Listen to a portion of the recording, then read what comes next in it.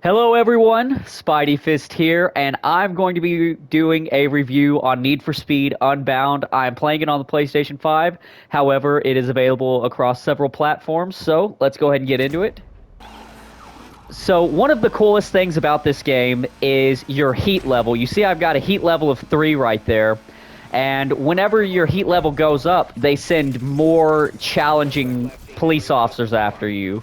And a large part of this game is making money throughout the day. And you see I have that $4,500 at risk up there in the corner. Well, in the event that I get busted, like any other game that you can get busted in, I actually am going to lose everything that I have saved up. So that 4,500 that I've got up there, if I get busted, I'll lose it. And as the night goes on and you win more races and you make more money, that heat level is going to go up.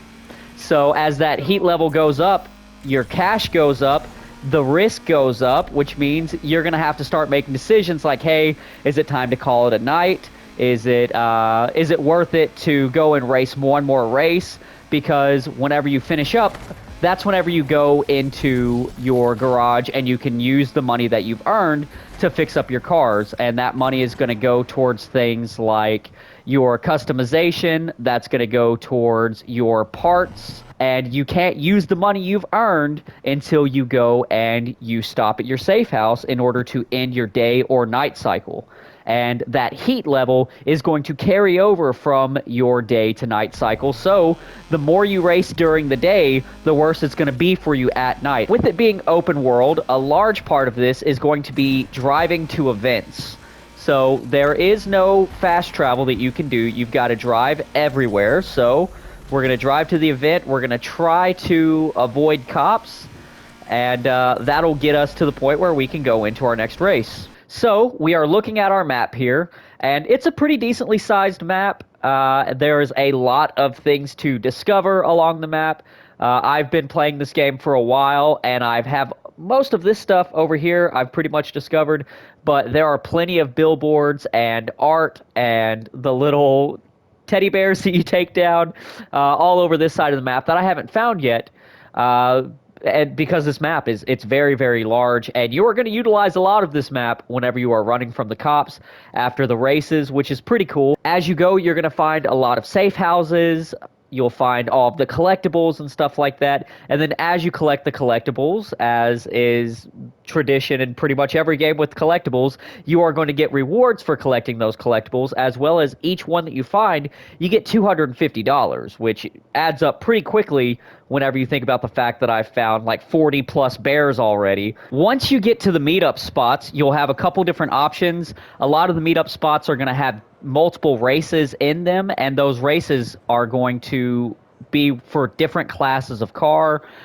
You've got your B class, which is going to be like your starting. You have B, A plus, S, and then your S plus ranks, and you're going to be able to use different cars for each of those. So it's a good idea. I'm working on getting my RX-8 up to A class, so that way I can use it as my A class car.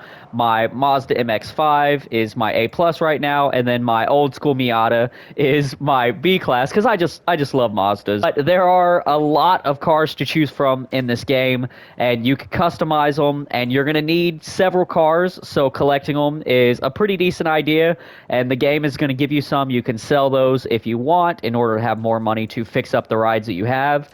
You also have a couple different rivals, and you can make side bets with them in order to make more money per race. And then you'll have the events themselves. You're going to have like takeover events, which is basically where you just do a bunch of tricks. You're going to have endurance races, which is going to be like longer races that have good payout. You're going to have drift events, and just all of the different events that you would think of from a racing game, you're going to have it in there. And I mean, it definitely keeps it entertaining. It keeps it interesting, especially because sometimes at the end of the race, it goes immediately into a cop chase because the cops busted the race as it was going on. You had to finish, and now you have to run to keep the money that you just earned. So, as you progress and your heat level goes up, they bring in more and more difficult to escape vehicles. So, right now, I am at the highest level, all 5 heat, which means I'm going to be dealing with these large trucks. I'm going to be dealing with the undercover cops, those quick Corvettes, the off-road SUV, AWD cars or whatever they call them, and then I'm going to be dealing with the standard police officers, which means it is going to be very, very difficult if I get caught to get away from them.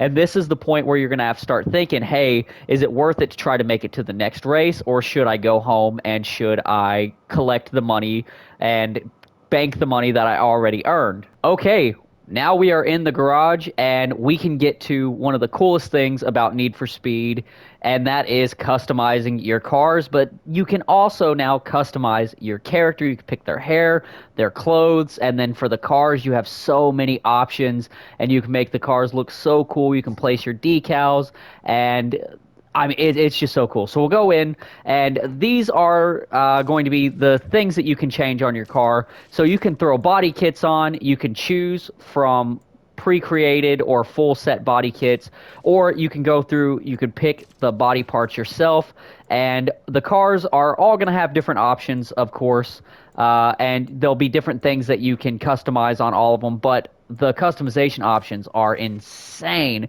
You can change the stance of your ride, the camber for the front and back, to where you can angle out your wheels, and then you're going to have driving effects, which are really, really cool. So these are the tags, and you can turn these off. You don't have to have these on. I know that some people want to play this game more of like sim style racing. They don't want it to be all arcade and silly, but I love this stuff. And as you go, you're going to unlock more of these tags and things. And then you are going to have different sound effects and things. You can even change your exhaust sound in order to make it sound different, to completely customize the car to the way that you want it to be. And I think that is just such a cool, cool, cool thing.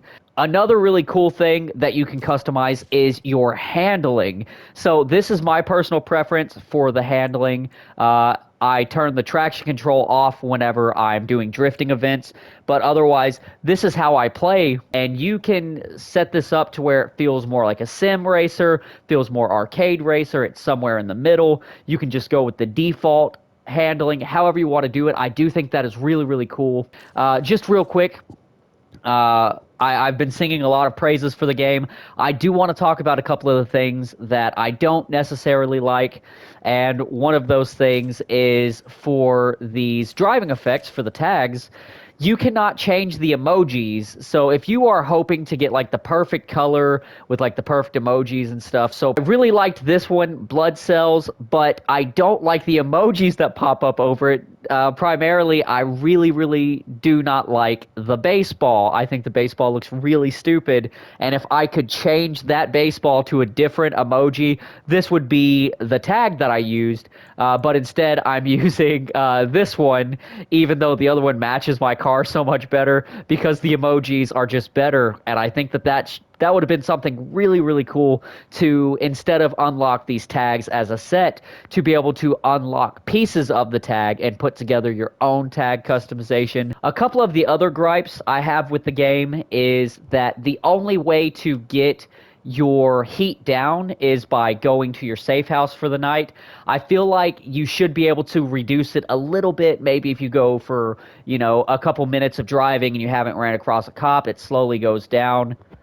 So another pretty big gripe I have about the game is the fact that they have split multiplayer and single player progression. So if you work on your car and you get it all fast and you get it ready and you get it tuned just the way you want it and you get it to look just the way you want, well, that progression is separate from multiplayer, at least for now. I'm hoping that is something that they change. All the little gripes that I have, and I've got a couple of them, but that does not take away from how cool of a game this is, and I seriously highly recommend this game. Well, that is going to be it for this video. I hope you liked it. If you did, please leave a like, subscribe to the channel, ring the notification bell. That way you can see all of the videos I come out with in the future. I plan on dropping a couple tutorials for this game, so if you want to see those, of course, make sure that you're subscribed. But that's it for this video. I'm Spidey Fist, and I'm out of here.